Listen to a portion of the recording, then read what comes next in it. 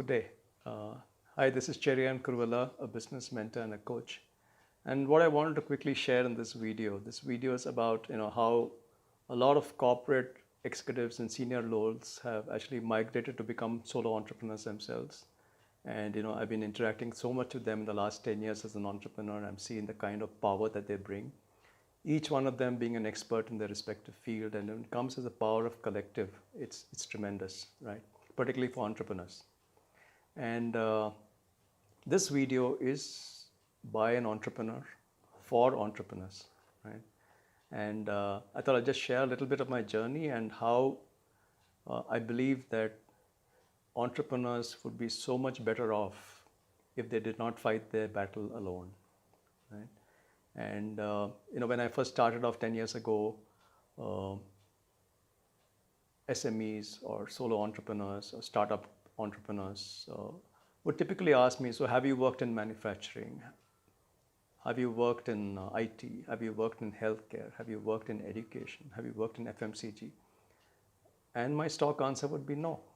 I've worked in consumer durables, I've worked in office automation, I've worked in telecom, I've worked in HR.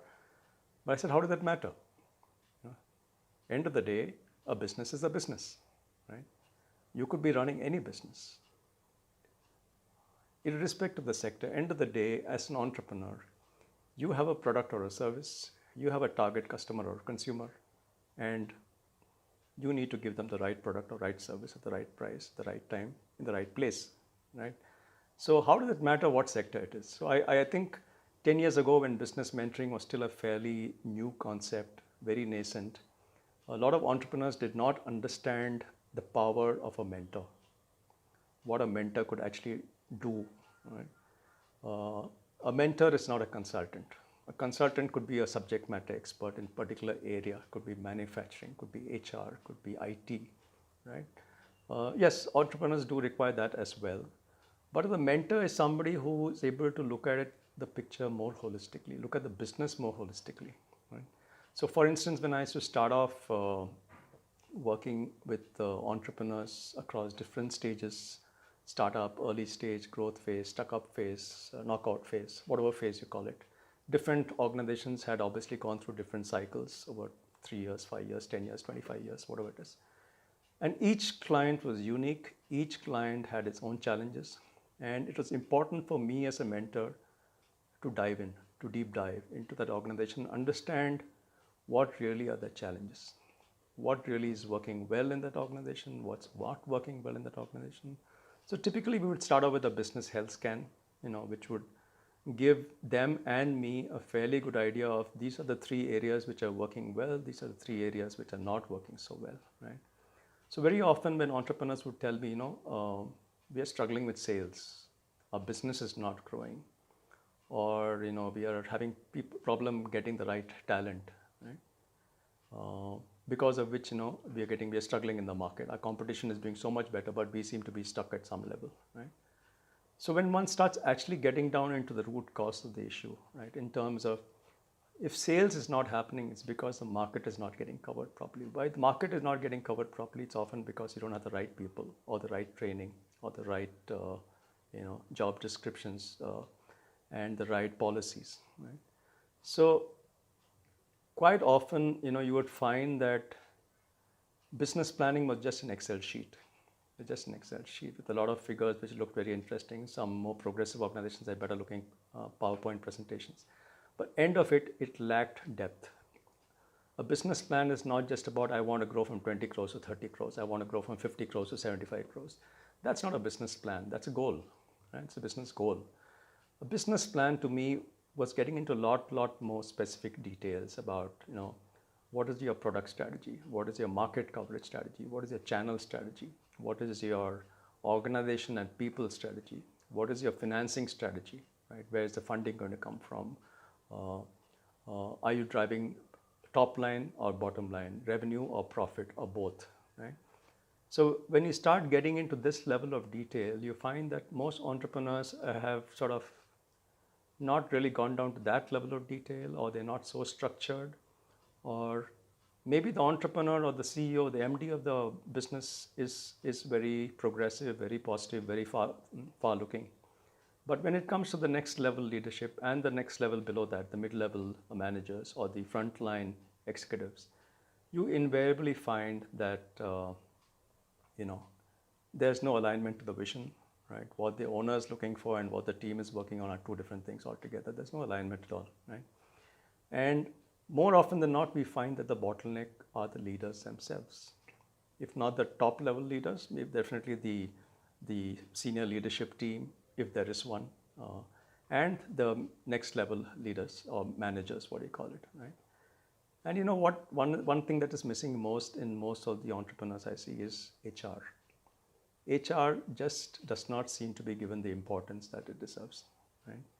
So even though I'm a business guy, I'm a business mentor, I'm a coach, uh, invariably I find that a lot of my time goes into people-related issues. The top three problems of most entrepreneurs are people, people, people, right? Because they are the ones who drive the business, they are the ones who manage the teams, they are the ones who make the policies, they are the ones who implement the policies, they are the ones who create the culture of the organization, right? And if these things are not in place, you can forget about achieving your sales targets and business targets, right? So that's where the mismatch often happens between what the owner wants and what actually happens, right?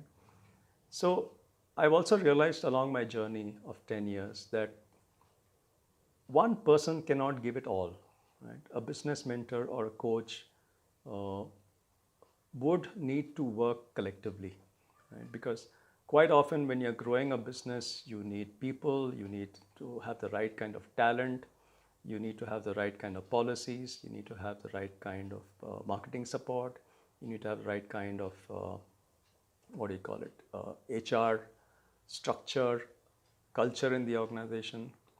And with the absence of proper leaders in the organization, these things often get compromised, right? Which is where we're talking about the power of a collective. I've realized that, I've not been able to make an impact to any one client on my own. I've always uh, collaborated with somebody. It could be somebody for recruitment, it could be somebody for training, it could be somebody for coaching, it could be somebody for putting the HR policies in place. And we realize that, look, or the statutory compliance is in place. Each one of them is an expertise by itself, right? And if any of those areas get missed out, eventually what happens? The business enterprise itself suffers, right? And this is where we form this power of collective, what we call it. We have a group of professionals, each one of them an expert in a specific area, and we come under the umbrella of HR Pros, which has been around for a couple of years now, and we've been sort of taking it closer and closer to what the market needs. And I realized that, look, this is a powerful collective of experts who can change the way an organization works, right? Because depending on what the organization requires, the right expert would come in, and the right group of experts or combination of experts would come in who could really make a difference to that organization, right? So my advice to entrepreneurs is, don't ever try to fight your battle alone. If you've been doing that all this while, great. I mean, you've come to this particular level.